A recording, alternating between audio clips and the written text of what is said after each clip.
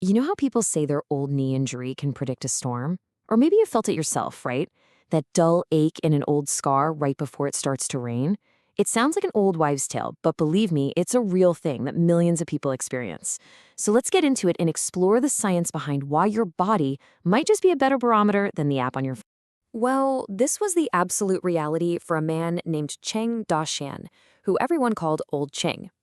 He had a piece of shrapnel stuck in his skull from a battle way back in the 1940s, and it gave him this uncanny, almost supernatural ability to feel the weather coming. His story is incredible, and it's the perfect window into this whole fascinating medical mystery.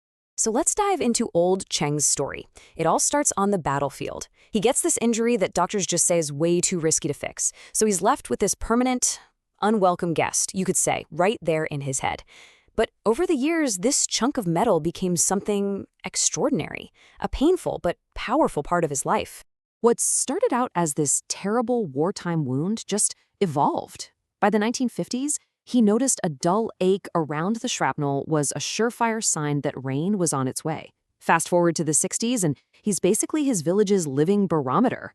There was even a time he correctly warned everyone about a hailstorm when the official forecast promised clear skies.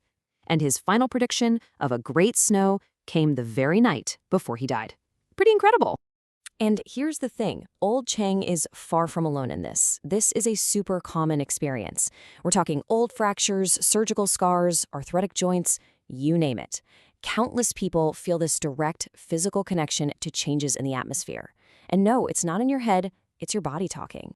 So what is actually going on here? For decades, this whole thing was kind of dismissed, as being all psychological. But modern science now has some really clear physical explanations. And it all boils down to a mix of physics, biology, and the really unique properties of scar tissue. Now, what's really cool is that we can look at this through two totally different lenses.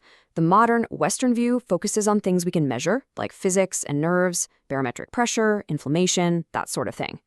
But the ancient view, from traditional Chinese medicine, talks about concepts like energy, blockages, and the environment.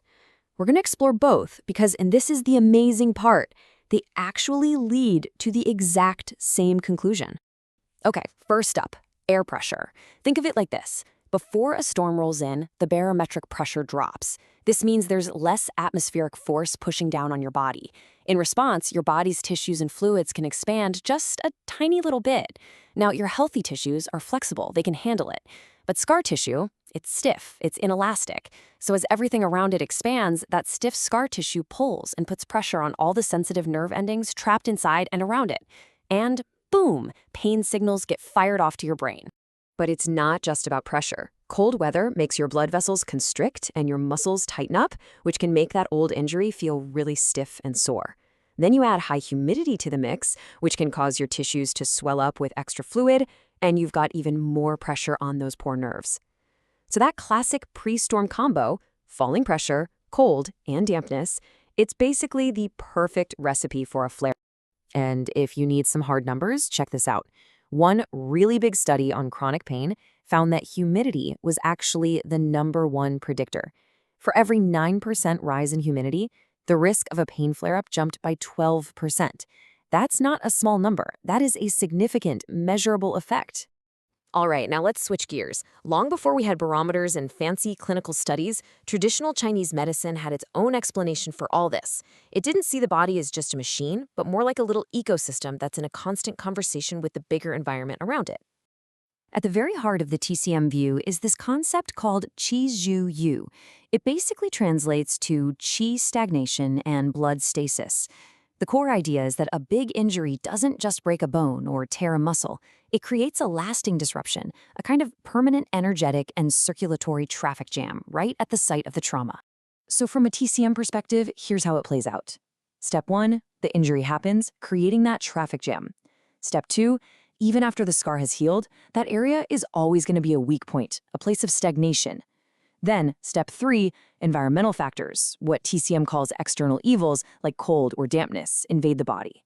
Think of dampness as that heavy, swollen feeling you get when it's humid out. And finally, step 4, these outside forces get stuck at that old traffic jam, making the blockage even worse and causing that familiar ache and stiffness. So we've got these two explanations, right? One talks about atmospheric pressure, humidity, and nerve endings. The other talks about cold, dampness, and chi blockages. But are they really describing different things? Or are they just using two different languages to talk about the same fundamental truth of how our bodies react to the world? And this is where it all comes together in this really powerful, unifying idea. The reason your old injury aches isn't just about that one scar. It's about a core principle that you can apply to pretty much every chronic health condition out there. Let's call this big idea structural partiality. Here's what it means. Any significant trauma, and that could be a physical wound like old Cheng's, but it could also be chronic stress or a serious illness, it leaves behind a permanent, subtle change in your body. It creates a weak point, a partiality in your system that makes that specific area uniquely vulnerable to certain triggers. In this principle, it goes way beyond just physical scars. Think about it. For someone with arthritis, that structural partiality is a worn-out joint, and the trigger is cold, damp weather. For someone with hypertension, it might be stiffened arteries, triggered by stress or what you eat. For anxiety, it could be a sensitized neural pathway, triggered by a stressful event or lack of sleep. See the pattern? In every single case, a pre-existing weakness gets activated by an external trigger. It really brings us back to what old Sheng's story teaches us. You live a life, you're going to collect these partialities, these scars, both the ones you can see and the ones you can't. The trick isn't trying to erase them. It's about understanding them and learning how to manage the weather they bring into our lives. So, how do we actually do that? This isn't about just giving into the pain or the flare-ups. No way. It's about being proactive and using the signals your body is sending you as incredibly valuable information. Here's a simple 4-step game plan. First, identify your partiality. Get honest about your body's unique weak points, whether they're physical or emotional. Second, monitor your triggers. Become a bit of a detective. Keep a simple journal. Does your knee always hurt when it's damp? Does your stomach always act up after a stressful day at work?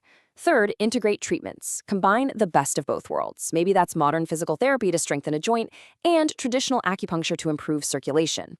And finally, number 4 is huge. Adapt. If you know cold weather's a trigger, well, dress in layers before the pain even has a chance to start. So the next time that old injury starts to ache or a chronic condition flares up, don't just brush it off as an annoyance. Ask yourself this question: what is my body's weather sense trying to tell me right now? Because it's not just predicting rain, it's giving you a personalized roadmap to your own health, pointing directly to the areas that need your care and attention.